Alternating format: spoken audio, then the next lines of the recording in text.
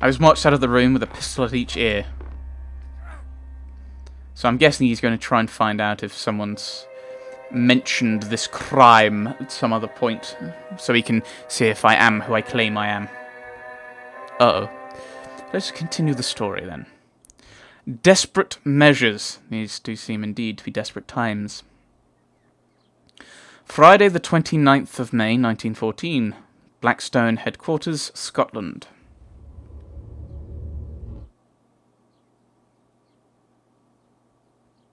Right. The whole place smelt of mould and disuse. The old boy had gone off in a motor to collect the two ruffians who had interviewed me yesterday. Now, they'd seen me as the roadman, and they would remember me, for I was in the same rig. What was a roadman doing 20 miles from his beat, pursued by the police? A question or two would put them on the right track. Probably they'd seen Mr. Turnbull, probably Marmee too. Most likely they could link me up with Sir Harry, and then the whole thing would be crystal clear. The more I thought of it, the angrier I grew, and I had to get up and move about the room. Right. That's something I can click on. I couldn't open the boxes. Windows? No. That's what's glowing. Ooh, the door. I found a handle in the wall, which seemed worth investigating. Pull it.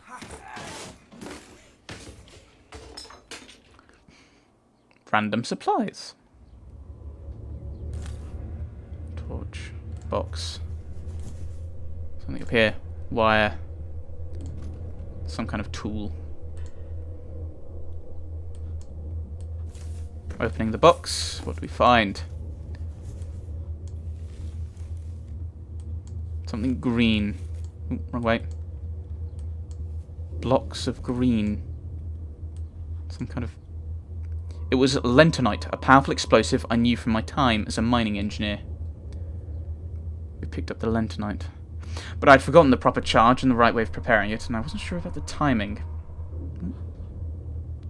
I'd only a vague notion, too, as to its power. Although I had used it, I had not handled it with my own fingers. But it was a chance. The only possible chance. Oh, okay, we're going to blow through the wall. The remembrance of little Scudder decided me.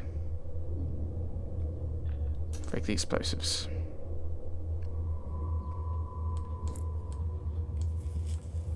I'd be intrigued if you could technically die doing this by rigging it up incorrectly, by getting this wrong.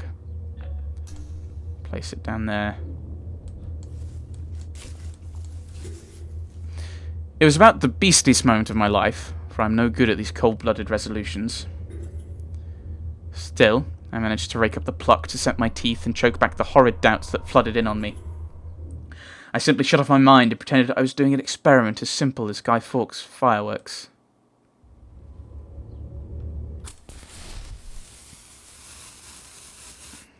Run!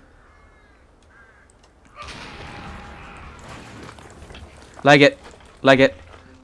Awarded Demolition Man. My stupor could scarcely have lasted beyond a few seconds. I stepped over the broken lintel and found myself standing in a yard in a dense and acrid fog. I felt very sick and ill, but I could move my limbs, and I staggered blindly forward away from the house.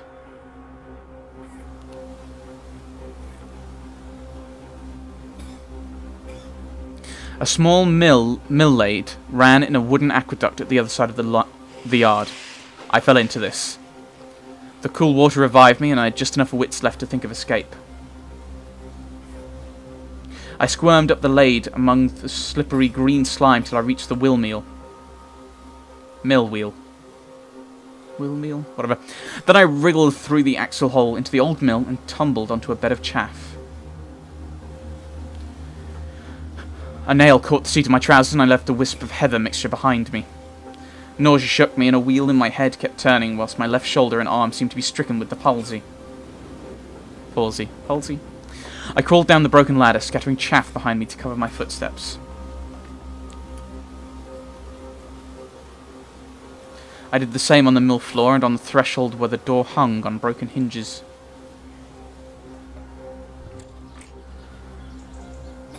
Are we going into that tower? I slipped across the space, got to the back of the dovecote, and prospected a way of ascent.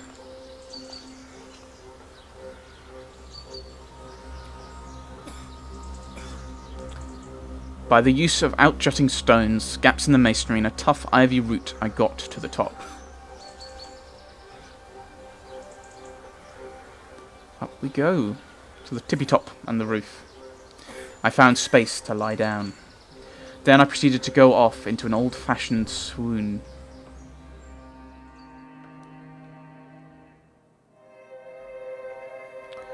Onwards. A downward spiral. We can get further down. Saturday the 30th of May 1914, Blackstone Headquarters, Scotland.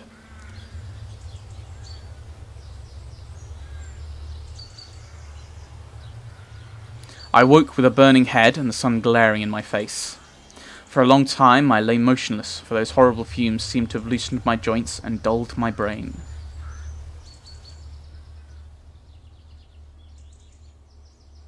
There was a little gap in the parapet which I wriggled, and from which I had some sort of prospect of the yard.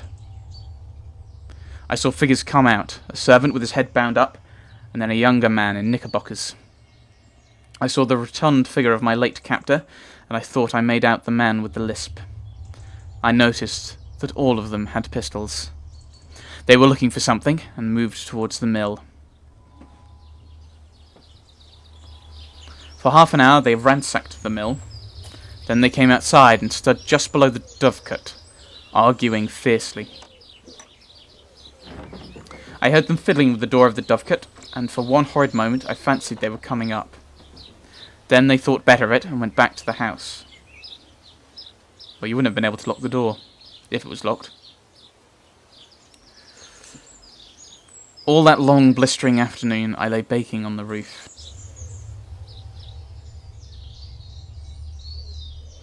First was my chief torment. My tongue was like a stick. I watched the course of the little stream as it came in from the moor. I would have given £1,000 to plunge my face into it. I saw the car speed away with 2 occupants and a man on a hill pony riding east. I wished them joy of their quest.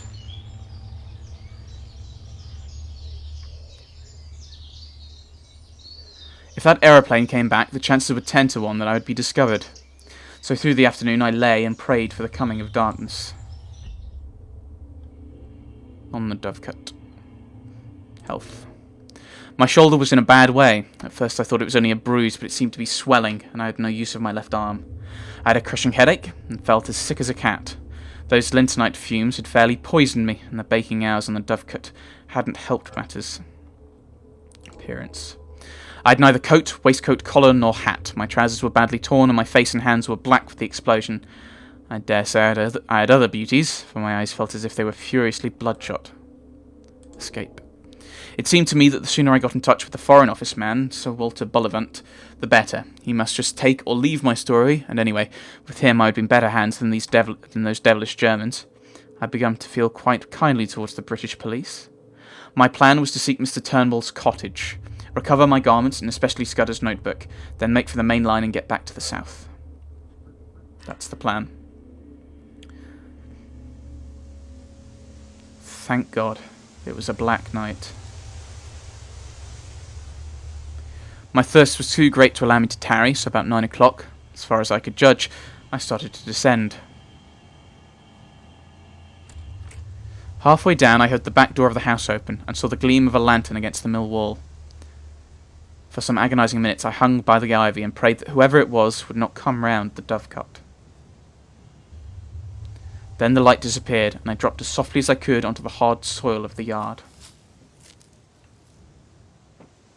I crawled on my belly in the lee of a stone dyke till I reached the fringe of trees which surrounded the house.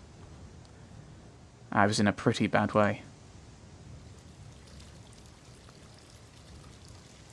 10 minutes later my face was in the spring, and I was soaking down pints of the blessed water. But I did not stop till I had put 6 miles between me and that accursed dwelling.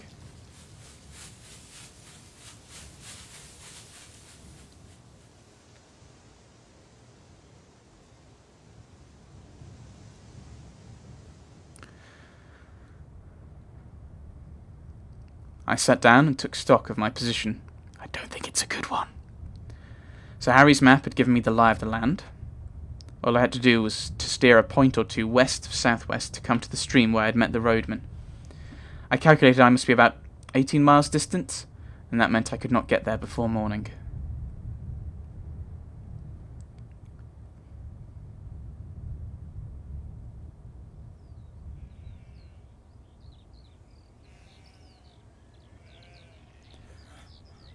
Dawn.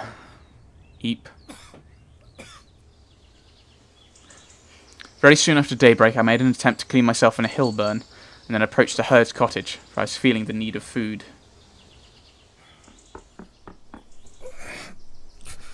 There we are. What in the name of... What's happened to you? Forgive me. I've taken a pretty bad fall. Come in. Come in.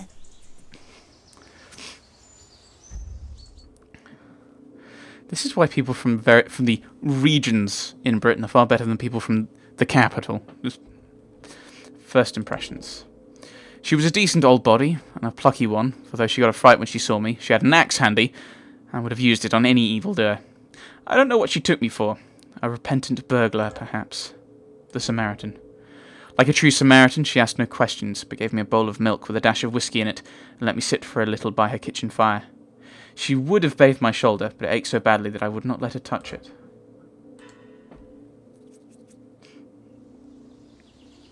She showed me how to wrap the plaid around my shoulders, and when I left that cottage, I was a living image of the kind of Scotsman you see in the illustrations to Burns' poems.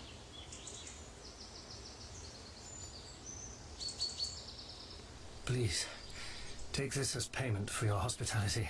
No. Keep your siller. No. Give it to them that hae richt it. Oh, richt then if you insist. Tak my plaid and... Ugh, this old hat that belonged to my man.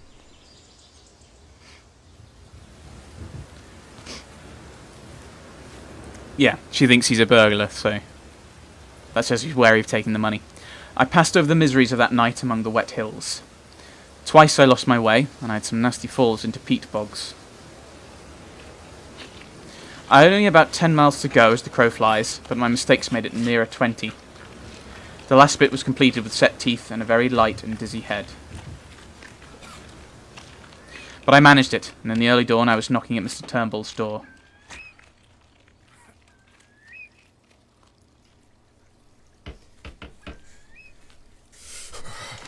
Where are ye that comes stravaiging here in the Sabbath morning?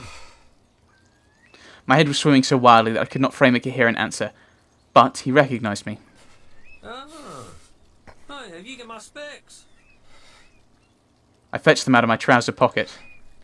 You'll have come for your jacket and waistcoat. Come on by. Losh man, you're terrible down to the legs. I'd up till I get you to a cheer. I think Hannah's in a really rough way, isn't he?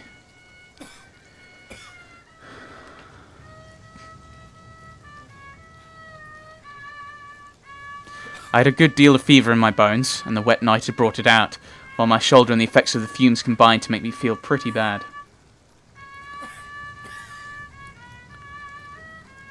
I perceived I was in for a bout of malaria. Before I knew, Mr. Turnbull was helping me off with my clothes and putting me to bed in one of the two cupboards that lined the kitchen walls.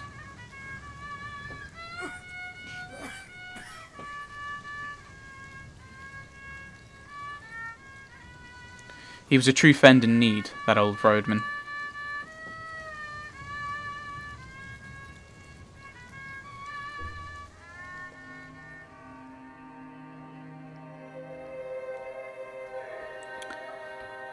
Onwards, then.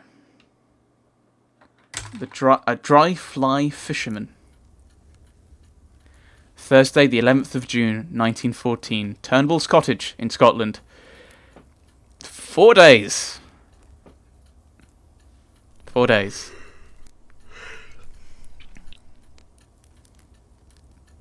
We're in deep trouble, Hannah. 4 days. When my skin was cool again, I found that the bout had more or less cured my shoulder. I think more like the time. I don't think the fever or malaria would have just cured it. But it was a baddish go, and though I was out of bed in 5 days, it took me some time to get my legs again. Turnbull went out each morning, leaving me milk for the day, and locking the door behind him, and came in the evening to sit silent in the chimney corner. Not a soul came near the place, and he never bothered me with a question. He never even sought my name. Oh, what can I interact with? I can move to a chair? So there's 2 things I can click on. Chair and newspaper. Anything important to be aware of? A few things. Yeah. Up here. Let him reply to birthday congratulations. The Press Association is requested to give publicity to the following correspondence in reference to the birthday congratulations sent by thousands of school children to the King on Wednesday. Buckingham Palace, June 4th, 1914. Sir, as it is impossible to deal individually with thousands of birthday letters which the King has received from children living in all parts of the country, I am commanded to ask you to be good enough to publish in your next issue the accompanying letter from His Majesty, yours very faithfully, signed, Stamfordham. The following is the King's letter referred to by His Majesty's private secretary, Buckingham Palace. I have received many thousand letters from children who have sent me good wishes for my birthday. Their greetings have given me great pleasure, and I thank them from my heart. I trust that as their own birthdays come round, they may be blessed with as much happiness as they wished for me today. Signed, George R.I. No further trace of Aviator. A report circulated yesterday that Mr. Gustav Hamel, the missing airman, had been rescued at sea and landed at South Shields is unfortunately not correct. Our South Shields correspondent, after extensive inquiries made, says that the report of Hamel's safety originated in a very simple way. A vessel was seen 4 miles south of the Tyne with a flag flying at the masthead, and the spectators on the coast were attracted by what they supposed to be a signal.